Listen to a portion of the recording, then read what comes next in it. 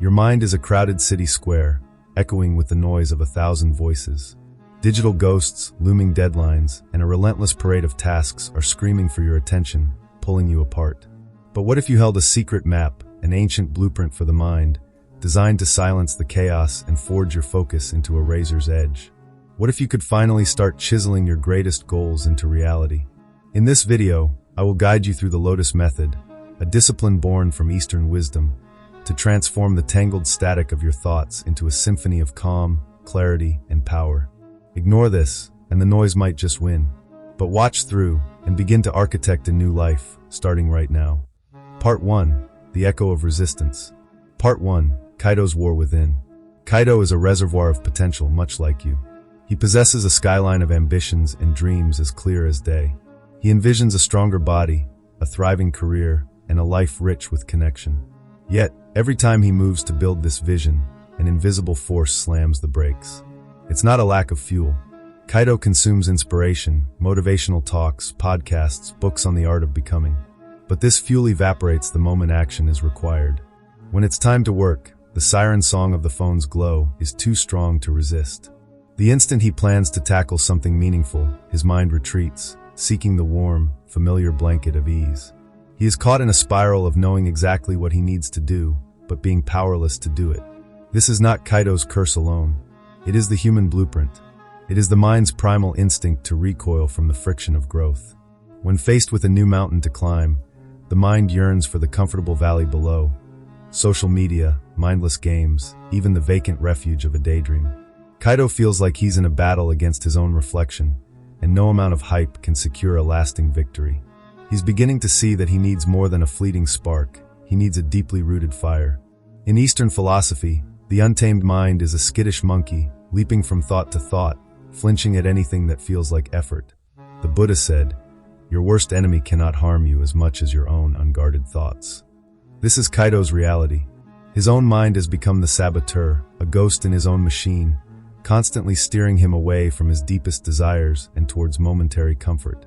Ancient masters understood this inner conflict intimately. They didn't declare war on the monkey. They developed methods to gently coax it, to bring it to a place of focus, clarity, and peace. What Kaido is facing is the mind's design.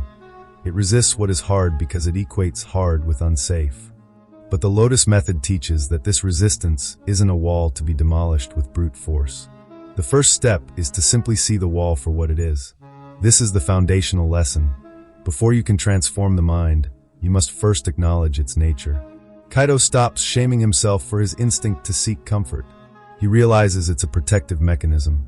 Instead of giving in, he learns to observe these tendencies without judgment. This is the seed of the Lotus Method. You cannot change a thought until you are first aware of its presence. Awareness is the first light in the dark. Now that Kaido has witnessed his mind's programming, how does he begin to rewrite it? The next phase teaches him to release the fist of resistance and learn the art of moving with his own current, not against it. Part 2. The Wisdom of Water. Part 2.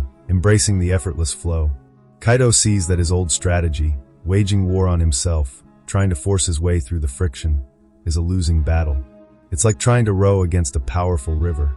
His search for a better way leads him to the ancient Taoist sage, Lao Tzu, and the profound concept of Wu Wei, the art of non-resistance, of moving with the river of life.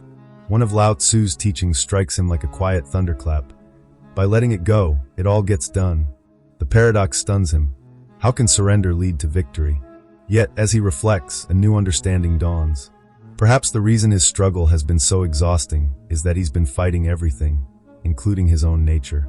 Kaido begins to wonder, what if accomplishing difficult things isn't about applying more force? What if there's a way to engage with challenge that feels like a dance, not a fight? The Lotus Method, drawing from this deep well of philosophy, whispers that the solution isn't to push harder, but to stop pushing altogether, to discover the natural momentum that exists even within great effort. Wu Wei reveals a truth that our modern hustle culture has forgotten. By aligning with the natural flow of events instead of battling it, we achieve more with less friction. When we ram against life, life rams back. But when we become like water, finding the path of least resistance around an obstacle, we move forward with a quiet power. Kaido starts to see his mind's resistance not as a flaw, but as a reaction to being pushed. he begins to apply Wu Wei. Instead of forcing himself into a workout, he starts by simply putting on his shoes, approaching it with a spirit of gentle curiosity. Before a daunting project, he takes a breath and reminds himself, don't resist this. This is just a part of the river. By accepting the difficulty as a natural feature of the landscape, the internal war subsides. The tasks themselves don't change, but his relationship to them is transformed. They feel lighter. This is the second stage of the Lotus Method, releasing the tension of resistance and discovering harmony within the effort. Now that Kaido has started to move with the current of life, he must learn to find the deep, silent pools within himself to anchor his journey. Part 3. The Sanctuary of Silence. Part 3. Discovering Power in Stillness. Kaido's journey guides him toward Zen Buddhism and the practice of Zazen, sitting meditation. The instruction seems profoundly simple, just sit. But as he tries, he finds it's the hardest thing he's ever done. His mind, accustomed to a constant hurricane of activity, screams in protest. He is a man conditioned to believe that doing is the only path to progress. But the words of Zen Master Dogen echo in his head. If you cannot find the truth right where you are, where else do you expect to find it? Kaido starts to realize that true power isn't forged in constant motion. It's born in the crucible of stillness. Through Zazen, Kaido witnesses a miracle. His chaotic mind, like a lake whipped into a frenzy by the wind, slowly begins to settle as the winds of distraction die down. As the surface calms, the water becomes clear. For the first time, he can see to the bottom. In these pockets of profound quiet, his challenges reveal their true nature, not as monstrous walls, but as simple steps on a path. Kaido understands now. His relentless need to do was the very thing creating the friction, the resistance. In stillness, he discovers a clarity so sharp it could cut through any problem. Instead of blindly charging at his tasks, he now learns to retreat into silence first. He sits, he breathes, he allows the path to reveal itself. In the quiet, he finds a strength that was there all along.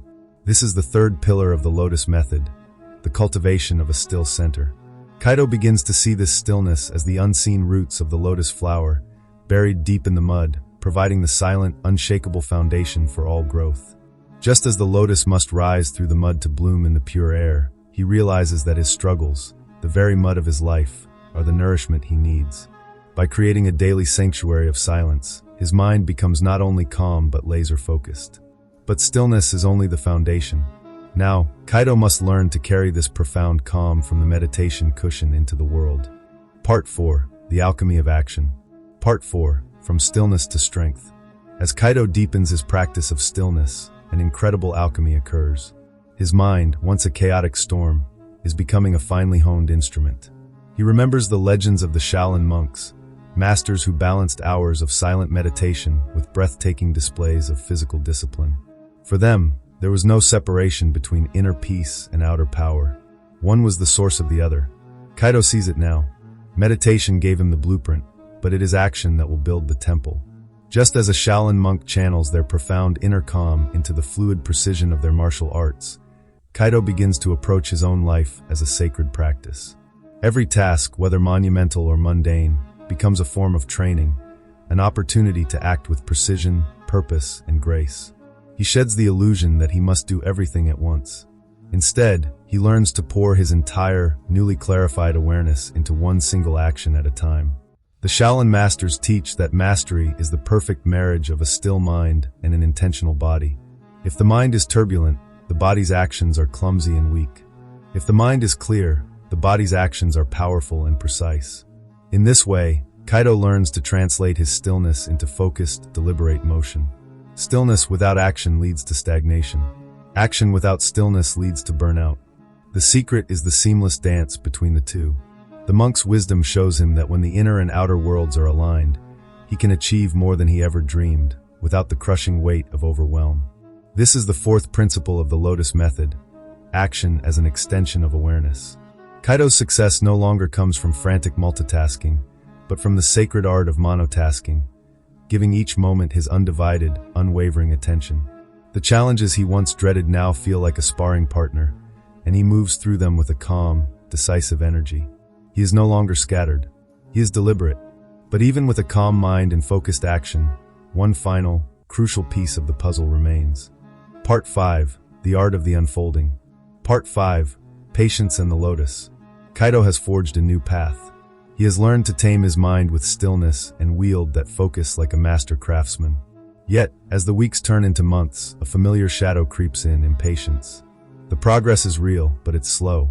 The results aren't materializing on his schedule. A quiet frustration begins to smolder.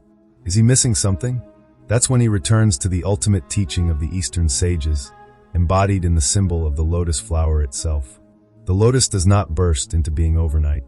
It begins its journey deep in the darkness, in the thick, unforgiving mud.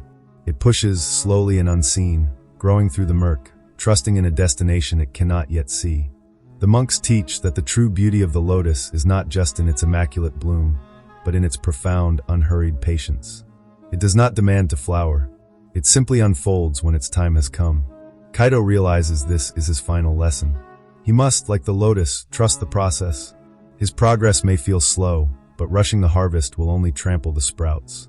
He learns to let go of the timeline, to release the ache of impatience, and to find a deep peace in the journey itself.